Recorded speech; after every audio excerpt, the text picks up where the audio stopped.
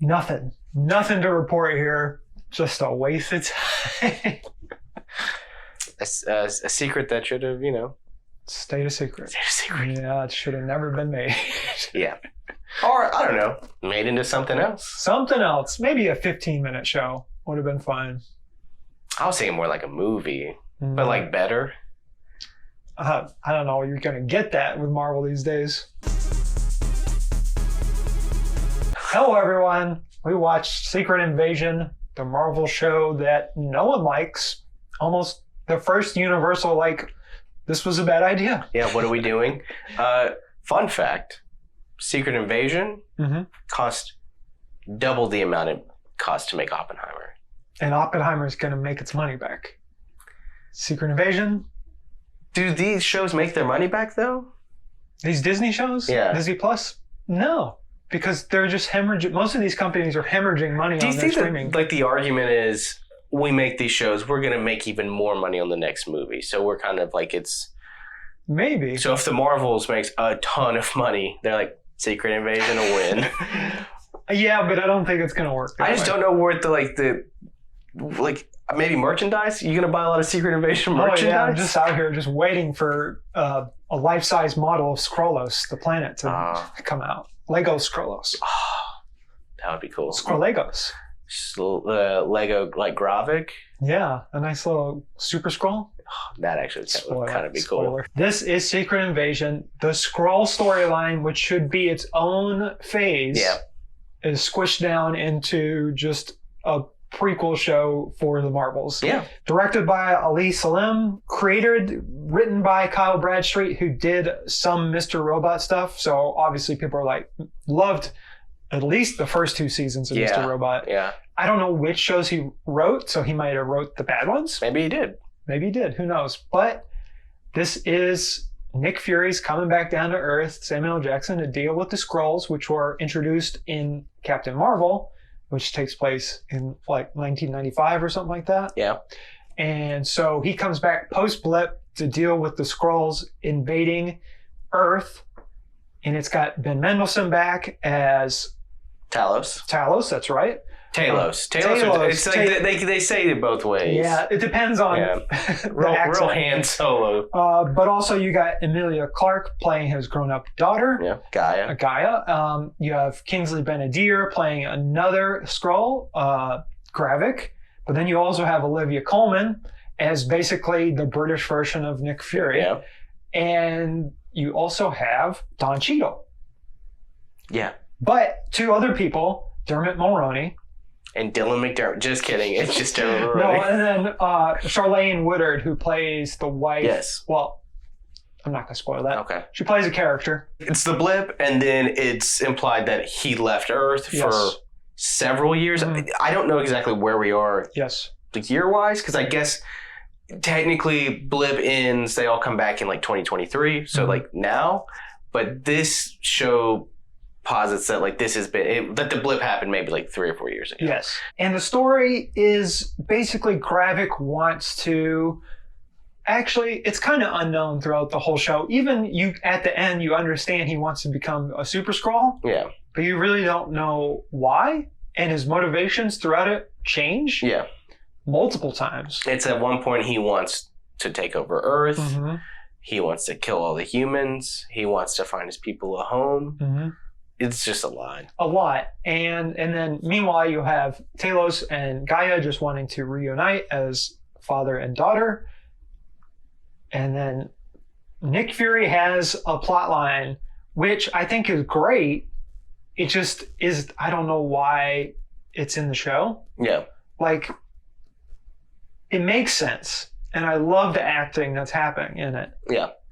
But almost everything part of the story in this show leads to nothing. It's a real actor show of Fury has a lot of great moments. Mm-hmm. Ben Mendelsohn has a lot of great moments.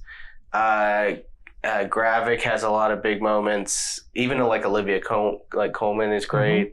Mm-hmm. And Don Cheadle's really hamming it up.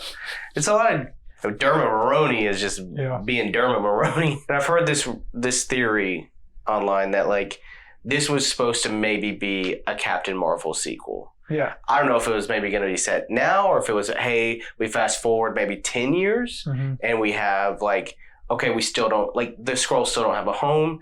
And it's like that Nick Fury has just kind of like weighing the grief of he kind of failed them. Yeah. The show just doesn't, like it, everything we know about Fury, it just kind of seems like he wouldn't care anyways. Yeah. And so now we're like supposed to like feel for him, feeling guilty about not having the Skrulls home. But I'm like, bro, that's the issue, I think, is while I really like the Captain Marvel movie, it sets up something that is so hard to like follow through with once now that, when it's the like what 20th movie, 21st movie, I don't know. Who knows? Because now you knows. just have, and it's like it's a different time period, and you have so much. I think that's where this series kind of falls apart. Is you have it is that moment where you're like, yeah, what happened? Like, what is the deal? Yeah. Like, wait, so there's just been millions of these Skrulls here, and nothing has ever happened, or nothing is, and then it's just there are parts you're like, I'm confused. I don't know. Like, no one is gonna understand the next thing. What's going on? The motivations are wildly different and change throughout the show. And then, of course, this is spoiler heavy. Yeah. They kill Maria Hill.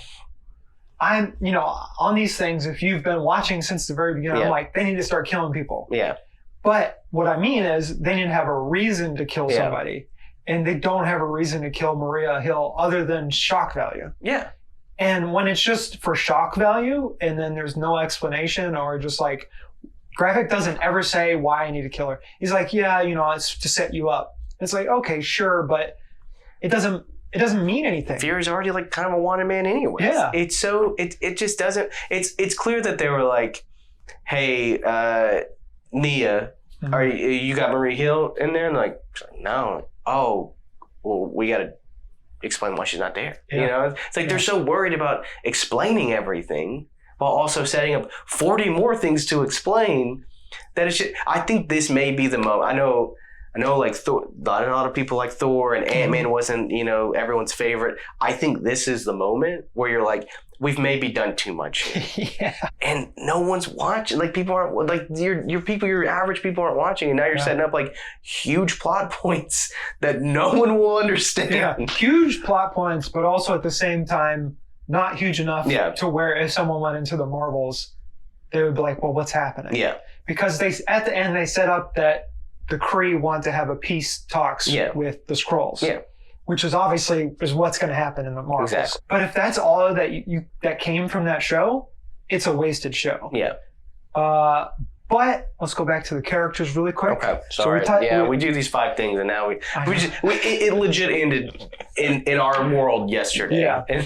So we've talked about the motivations a little bit and how they're skewed. We talked about the story, but the characters, I don't want it to get lost. Yep. Olivia Colman is really great. And I'm glad that she's in the MCU just cutting it up, having fun. But also I think the way Don Cheadle played the Skrull was really fun, and it sucks that he was barely in the show. Yeah. I would have liked him to be the main focus of the show. Like, you get to see him live as a Skrull acting as Don Cheadle. You only get like a couple phone calls. Do you think it would have been, and we are in, I guess, just full-blown spoilers, do you think it would have been that, like, Don Cheadle was the Gravik character, but doing it behind, like, doing it from the White House? I would have liked a flashback from just like a, not the whole thing, but just like maybe after the reveal. Explain how he got from Civil War all the way to present day. Yeah. Because he's in a hospital gown and he can't walk. So you're under the assumption he's been a Skrull since Civil War. But it has to be like after that MRI. Yeah. It's like So it's like this Skrull helped Endgame. He helped defeat Thanos. He helped he was helped to basically... He buried his best friend, like, what? And so it's like, they have to explain that. Yeah. And I don't know if I can wait until Armor Wars to get that explanation. I don't even know if it's really happening. So it's like... Armor Wars could be the first, like, thing that happens to all the Star Wars movies. We're not making it anymore. And so you ruin this great story. Yeah. because it's the Black Widow problem. It just dawned on me. It's like, Black Widow's a great movie. Would have been amazing if it came out before Endgame, but it didn't. So now we're stuck waiting for the story that's not going to be as monumental as we wanted it to be. I think that would have been great to have like Cheadle going to be like, and then you get an opportunity to bring like Emily Van Camp back. Yeah. Really start kind of merging those worlds. And you're just like, he should have been, the bad guy who is doing this all behind the scenes because he's been a Skrull. Nick Fury shouldn't have been the only main point. Yeah. Because while we all like Nick Fury, the way they went with him was not the way they should have went. Like at the end, I'm still like, I'm still pro Nick Fury or whatever. Yeah. He's obviously more complicated than we thought. And he technically did use Skrulls to advance himself while forgetting about them.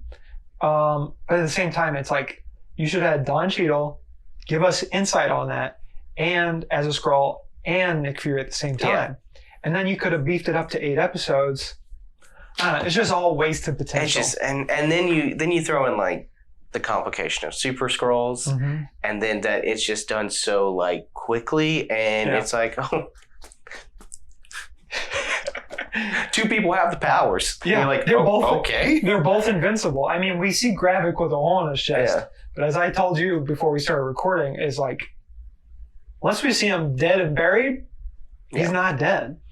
So true. Can we talk about, as we talk about characters, I would love to talk about Talos. Yes. Who I really liked in Captain Marvel. I really like in this. I think he's a real heart of the Skrulls. Like he is the selling factor of why the Skrulls should still be allowed on Earth. You don't see it in Gaia, because the whole thing is that Gaia is still thinking for a long time that this is a good thing. Yeah. And he kind of wins her over, but you don't really see how. It's just, there's so much heart to Ben, like his performance, and you believe him. And he's just like this old weary dude, and you believe him and Nick Fury get along really well. And for them to be like, we're done with you, man. Like, it bums me out. I legit was like, this, at that moment, I was like, don't like this. I don't need, like you said, I don't need just random characters dying for stakes. That doesn't make stakes. It just like, I'm a little bummed. Had no A1 sauce with at stake, Yeah, it's true. The implications of this show and Marvel does not bode well. One, it's a political show with no politics. Yeah. And you really love West Wing, and whether you agree or disagree with the politics in West Wing, at least it had politics in it, and it discussed both sides. This, it talks about immigration, it talks about xenophobia, it talks about just a whole types of just everything. Yeah. And it never picks which thing it wants to talk about. Yeah. It's just like, here's all these problems that we know exist in the real world, but we're not actually going to touch them. We're just saying these are a problem. And and to come after shows like Miss Marvel, who picked one thing, like, this is our thing. This is what we want to tackle. Which already is very much like a very Skrull-esque kind of thing. And like, I'm trying to think of some, or like Falcon and Winter Soldier, to like take that. It's like, it's been done better in the past, and now I'm just like, these things are just kind of maybe getting worse. It's just, there's no message. There's no message here, and it's a problem with comic books too. Sometimes you lose what the message is because they're like, oh, well, this is selling so well, we gotta extend it for another 6 issues or something. And this is what the TV shows feel like. It feels like, oh, WandaVision was so spectacularly, just like everyone loved it, and they just like greenlit everything. And now we're at a point where it's like, well, maybe you should only greenlit 1 or 2 of these a year. The future, obviously, this is leading into the Marvels, which I'm excited for. Yes. I've talked about how this is probably my most anticipated Marvel thing of the year. So stakes are hot. The steak is A1 sauce for me right now. It's slathered in it. So I hope it does not disappoint. But at the same time, it's like, we got Loki season 2 coming up. Yeah. We got all this stuff. And, phase 4? We're in 5 now. We're in 5 now, that's right. Phase 4, the common criticism was like, nothing's connecting. Now we're a little bit into phase 5, still nothing's connecting. And we got 2 big Marvel Avenger movies coming up. I don't think so. Nothing, I think they're pushing them. Yeah, but nothing's still connected yet. So it's like, who's going to be the team? Yeah. Who's Nick Fury going to get together? Who's Fontaine? Is that what her name is? Yeah. Yeah. It's a long name. Julia Louis-Dreyfus. Who's Elaine going to get together? We already know the Thunderbolts, but we don't know who's going to survive that team. What's Harrison Ford's character? We have so many questions without even a hint of where it's going. Yeah. And that's concerning. It's concerning, and it's almost to the point where I want them to, every time that they do a movie, I'm going to need, this is crazy to say, I'm going to need like a thing right at the beginning before the credits roll that tell me where exactly we are, what year is it, kind of where it falls between movies. And so, don't wait until 2 weeks later, like, well, actually, this actually falls between those. I don't know. Tell me before. Yeah. And so I can go in knowing exactly where I'm at, because there's no plan. And so I'm just lost. Yeah. I'm like, am I supposed to know? Am I supposed to care?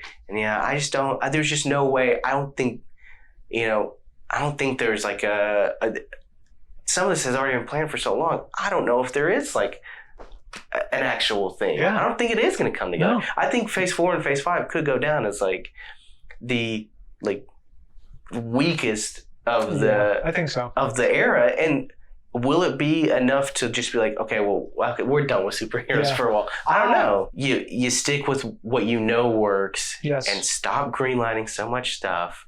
No one cares. Like. As cool as it would be to see Ironheart, and I'm excited for that. It's the weirdest part of Black Panther 2. So just stop greenlighting stuff and introducing stuff. Just slow down. Slow down. Just give me a couple movies and I'm good. It's surprising that this is the first one that people will be like, that just was not great. That. I just think people defend until they can't defend anymore. Yeah. And it's just, we've gone beyond that. And so now Marvel's like, well, the whole internet said they loved it. It's like, well, yeah, because you gave them free stuff. What are you talking about? Because you showed them Hercules once and like, oh my gosh, this is the best thing. Anyways, I hope this doesn't poison the well for the Marvels, because I'm excited. The director has made good movies in the past. Yeah. So I'm hopeful. I love Brie Larson as Captain Marvel. Yeah, that cast. Tiana Paris too. I mean, I'm just sad that Marie Hill won't be in it. Well, justice for Colby, or Talos. Justice for Ben and Colby.